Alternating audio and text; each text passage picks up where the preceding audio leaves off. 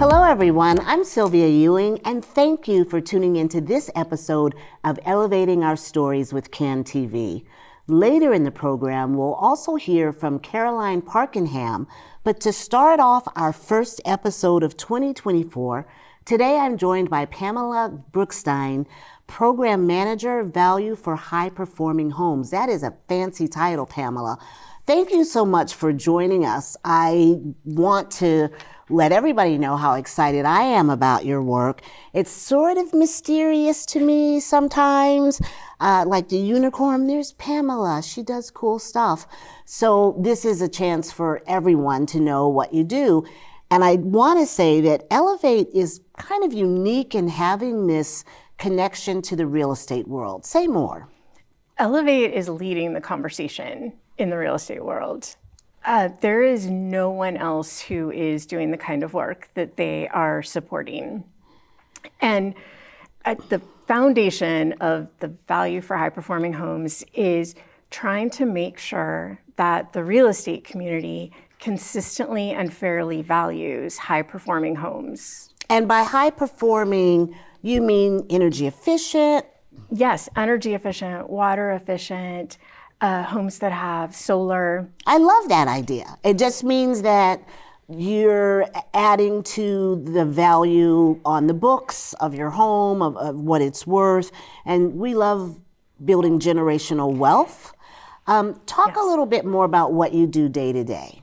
Day to day, I spend a lot of time calling people who do not necessarily call back, but it's all in the mission of forwarding this work to make partnerships across the country to help other organizations understand how to reach their local real estate community, because real estate is local and everything needs to be done at a community level. So here in Chicago, you work with realtors. Talk a bit about your partners and what we offer each other. I have a great partnership with the Chicago Association of Realtors. They have the largest membership of real estate agents, as you might guess, in the state, and they're one of the largest in the country. And what's pretty amazing about the Chicago Association of Realtors is that they have dedicated their education curriculum to offering what we call green classes every year to their membership. There is no other association doing that. And often on this program, we talk about the programs and initiatives that are here to incentivize people to make their homes more green. You know, the Climate and Equitable Jobs Act, Illinois Solar for all of those kinds of things that are available to people, sometimes with different requirements. So if you are able to make your home more efficient, the next part of that is to get value from it, right? It is, and this is where we're trying to transform the marketplace. Just as people right now might put in a deck or a certain kind of countertop because they're thinking about the future value of their home, if only we could make sure that future value comes from air sealing and insulating in the attic or a suite of Energy Star appliances. That's what we're working toward. Some of these things then are pieces of equipment that you can include in your home. Some of them are things that you can retrofit. If you're a homeowner, how do you get started in even thinking about this? I always say to start with an energy assessment of some kind. If they can do that, you know, have someone come in with a large piece of diagnostic equipment called the blower door, and just— I've seen one. They're amazing, and they're a very fun piece of equipment. It's too bad it's called a blower door. It should be something more exciting. But that way, an assessor can come in and get an understanding of how the home is operating, and then what can be done to fix the home and make it higher performing, make the home work for the people living there.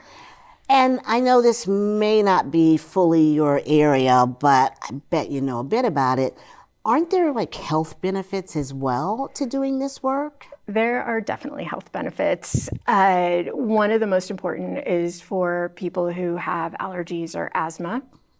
If we air seal and insulate the home, if we take out the combustion appliances, we get things that are running on natural gas, we make the air cleaner in the home and easier to clean if you have an air purifier. So right there, that's a really important health benefit, especially for those with allergies and asthma. Yeah, and boy, asthma is so predominant here in Chicago. Yes. Now, what did you call it? Energy combustible. So are we breaking up with our gas stove, or what do you say? So I don't like to throw stones because I have had a gas stove forever. And in fact, when we updated our kitchen in the house we just sold, I put in a gas stove, even though I knew all the things. We just moved into a new home, and I decided that all of our upgrades, as we do them slowly, will be electric. And I did break up with my gas stove. Yeah, because you had said combustible and natural gas. So it's coming, it's something to think about. I don't believe we were really aware of the health impacts associated with our appliances back in the day. Just like we didn't know that smoking was bad. So there's a lot to unpack there.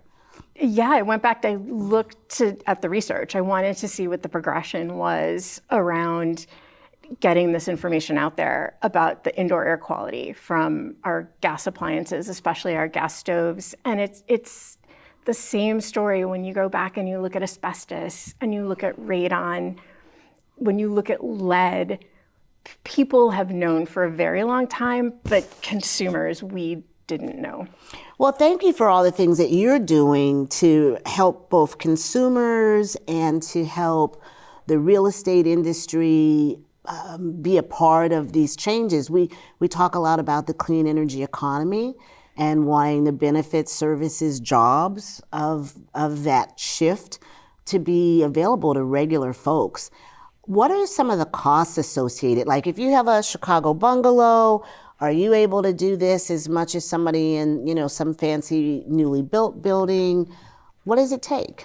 It's one of my favorite questions because I have lived in a 110-year-old bungalow just sold it, but 27 years. Wow. And while it will never be the same as a new construction home built to a much higher code, the air sealing and the insulating that we did in the walls and in the attic and in the basement completely changed the experience we had in that house. And then over the years, because we had 27 years, as things broke, we fixed them with high efficiency appliances. So that's one way that someone could take this on bit by bit. Replacing things when you can. And that's when I teach real estate agents, that's exactly what I say, that it doesn't have to be everything all at one time. Most people can't do that. Do you find that that if you're looking for a heat pump or something like that is technology keeping up with the need? Are things becoming just more available? And I don't know if prices are going down yet.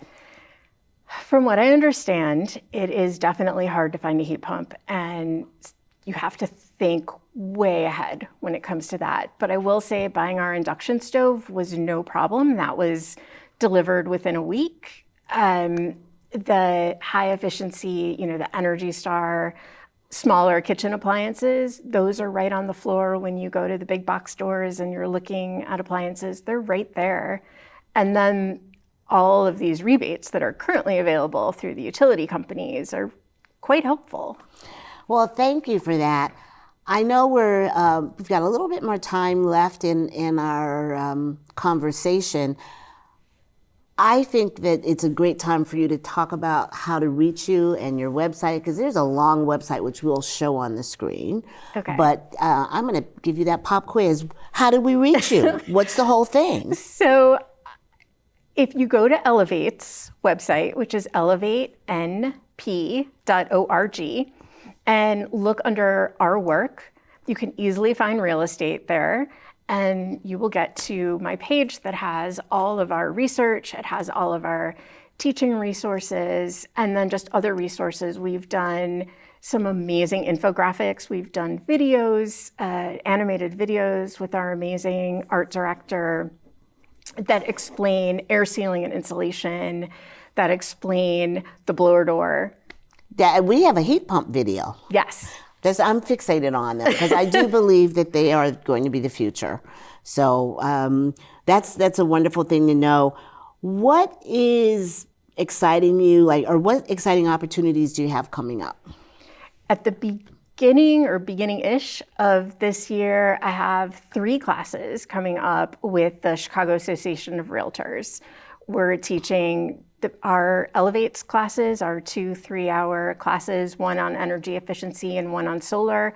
And then in March, we're teaching the green designation. Oh, that's right. And that's like the green building designation. Well, Is it LEED or what is it? It's sort of, but it's for the real estate agent instead. Okay. So the National Association of Realtors has designations that agents can earn. And I teach their 2-day, which is a lot of days, but it's a 2-day class to help bring real estate agents up to speed on energy efficiency. So that's what's coming up in the near short term. Time goes by fast, especially when you're my age, it goes by. Just looking at the year overall, what excites you for 2024? We're just getting started on a research paper to look at the importance of making sure that Black and brown homeowners get fair value for their homes when they have had these upgrades done. Snap. I don't want to stop you. That was my validating. That is powerful. I actually heard Reverend Jesse Jackson say something that blew me away, that the people who have the power to assign value have the power. So no matter what you might think the value of you name it is, if someone is assigning that value, you have to have a way to impact it. So I'm incredibly proud that that's something that Elevate is doing. It ties into our wanting to grow generational wealth, and there's so many steps to be made up from redlining and our terrible history, with Black property being taken, stolen, whatever. So that's my editorial. But how will people find out about that? It's like coming up this year. It's a report. Will you come back and tell us? I would love to come back and tell you once we've actually written the paper. We're at the very beginning stages. I'm doing a literature review right now. I spent the morning reading very depressing articles, but trying to find statistics to give the backstory to how we are going to help homeowners find wealth and value. Well, in the old days, that's what we used to call burying the lead, because that is important news that we got to at the end of this segment with Pamela Brookstein, but she'll come back. Thank you so much for joining us, Pamela. We'll have you back in the future. Up next is some information from our contractor and workforce development team. They've been on the program before, and they've always got something great going on. Watch this, and then a little bit later, I'll be joined by some more colleagues from Elevate.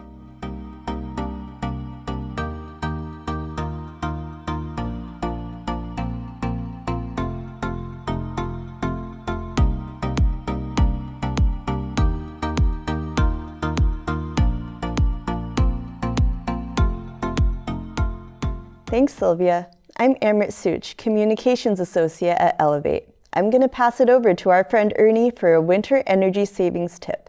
Take it away, Ernie. Thanks, Amrit. Hey there, Ernie here with a winter energy saving tip. If you have rooms in your home that you don't use that often, consider closing the heating vents and doors to stop heating those rooms. This will help you cut back on your energy usage and stop wasting valuable heat on rooms you don't occupy. Close all vents and doors of unused rooms to allow heat to circulate in the areas where you and your family need it most. That's it for my energy saving tip. Back to you, Sylvia. Thanks, Ernie and Amrit. We always love to hear from you. And we are happy that you're watching. Tell a friend to join our program. Our last guest for this evening is going to be none other than Caroline Pakenham, also of Elevate. She's Associate Director, Water Programs. We're thrilled to have her as our guest, and she's going to be speaking with one of my favorite people, Pastor Booker Vance. I think it was about a year ago that we had Elevate on to talk about the important change and how the city of Chicago handled water bills. At the start of 2024, what is the big news coming out of Elevate? Yeah, so the water program at Elevate, we are really focused on a mission to help make sure that every resident has access to safe, clean, and affordable drinking water. So as part of that mission, we're working on a few different initiatives surrounding tackling lead in drinking water, as well as curbing water affordability challenges. And with lead in drinking water, we are focused on tackling something called a lead service line. So a lead service line, it connects the water main in our street to your home or building. And when these lines are made of lead, that can actually be the most significant contributor of lead in drinking water. And here in the city of Chicago, we have 400,000 lead service lines. Wow. And that is more than any other city in the entire country. And so we're really excited as the water program at Elevate. We are actually offering technical assistance to communities to help them establish lead service line replacement programs so they can remove this toxic threat. And then we're also working one-on-one with the childcare community here in Chicago and Illinois to help them test their water for lead and then mitigate sources of lead at their facility if they find that they have lead in their water. The other challenge that we're working on is around water affordability. So Elevate has conducted research, and we found that water rates in northeastern Illinois have risen by 80% over the past decade. And we've also been working with residents who've been living without water in their homes, sometimes for a decade. And so the water program at Elevate, what we're doing is we're working one-on-one with communities to help them better understand their unique water affordability challenges, and then develop and implement programs to tackle those challenges. So examples of what we've done, we've worked with a community to implement an affordable water rate for residents. And then in the city of Chicago, we've been working to upgrade people's plumbing so they can get water running in their home again. So it's a little bit of what the water program does at Elevate and what we're up to. Wow, that's a mouthful. Thankful for what you're doing, but one of the things that it sounds like there's a mixture between a justice issue and a just us issues, that some things are impacting just us, and there are some things that we need to talk about in a larger frame of justice and how this is important for our communities. So tell me a little more about what you think where we need to put our pulse first things first, because it sounds like a major piece that you were trying to do, but it's one thing at a time. So what are the first things that you think we need to address? Yeah, so we do have 400,000 lead service lines, here in the city of Chicago, and the state of Illinois has more than any other state in the nation. And so we really need to access the resources, have the political will, and have the capacity to accelerate lead service line replacement here at home and across the state of Illinois. And it's really critical that we look for ways to accelerate replacement of these lead pipes, because this is a toxic metal that children and families are being exposed to. And the longer we wait to replace these lead pipes, the longer it takes us. That is just going to be detrimental to current and future generations. So we are making movement on this, but we do have to figure out ways to accelerate it so we remove this toxic threat from our environment. So you and I, have been in the business for a minute here. So you recognize that there are different levels in which this comes up. up and working on, because not only is the era of replacing the lead service lines, but the other piece that is very critical is how do we motivate officials to pick up the game to make sure that those lead service lines become addressed in a manageable way so that they impact the neighborhoods and communities. Can you talk a little bit about what we need to be doing in relationship to the officials and legislation and those kind of dynamics? Yeah, I mean, I think we really need to open up conversations with the community and really get out in the community and chat with residents directly to hear about the challenges that they're facing when it comes to water quality. I think that's one thing is listening to community voices and also figuring out what resources and information they need to feel comfortable to have someone come to their home and perform lead service line replacement. You know, this is taking place on their property, outside their property, impacting it. So they do have a lot of questions and concerns. So, you know, opening up that conversation with the community is critical. Making sure that we have trusted community advocates who can also work with residents to understand their challenges and share that information with people who are running these programs. Also, speaking in different languages that meet the needs of the community is critically important as well. Elevate actually just released a report. It's called Tapping into Success, where we spoke with municipalities across the country to learn what they are doing on the marketing and communications front for lead service line replacement. And we distill a lot of the learnings from those municipalities in terms of how they're pushing the needle and effectively communicating with residents. So we encourage anyone who's interested in learning more about lead service line replacement or who wants to run a really effective program to look into that report. And then the other piece is bills. Yes, How are we going to help people deal with the bills? Because that becomes a major impediment, not only getting addressed with the lead, but also then how do you keep up with your bills or address the bill challenges? Yeah, so it's really going to take a multi-pronged approach to help people tackle water affordability challenges. You know, it's not just one thing that you can do to solve the problem.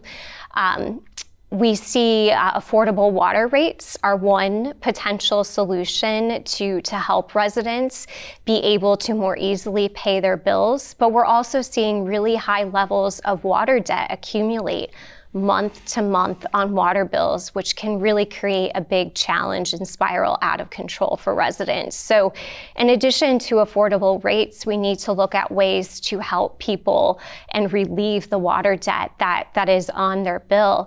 Additionally, we need to look at some of the causes for, you know, why people are having challenges in terms of paying their bills. So if someone has a leak, a lot of times that can spiral out of control and make it really difficult to pay your bill. Or you might, unfortunately, you know, go into the hospital for a month or two and it's difficult to pay your bill at that point in time and you need some crisis assistance. And so we also need to be looking at leak repair programs to help people who have high water bills because they have leaky pipes, or if someone goes into a crisis situation, is there a support system in place to help them with their water bill at that point in time? And then we also need to look at ways to improve our water infrastructure. You know, leaky pipes in our water systems make it more expensive for everyone to have water. So what can water systems do to also curb costs, which can ultimately help make water more affordable? So it is a really multi-pronged effort that we need. And I also think there just needs to be more awareness that people are struggling to pay their water bills, and that increases in water rates do make it challenging for residents. Well, you know, you and I go way back and we've been out in the street for a minute here.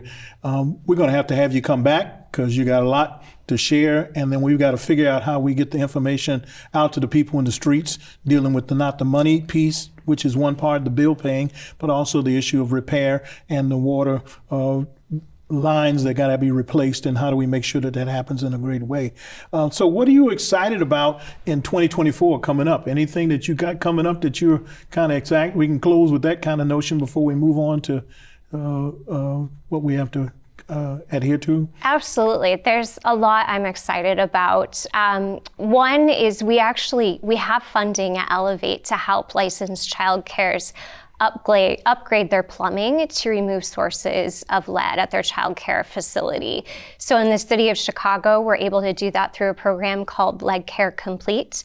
And we also just launched a program called Lead Care Cook County, where we're replacing lead service lines connected to child care facilities. Sometimes these type of upgrades can cost up to $20,000.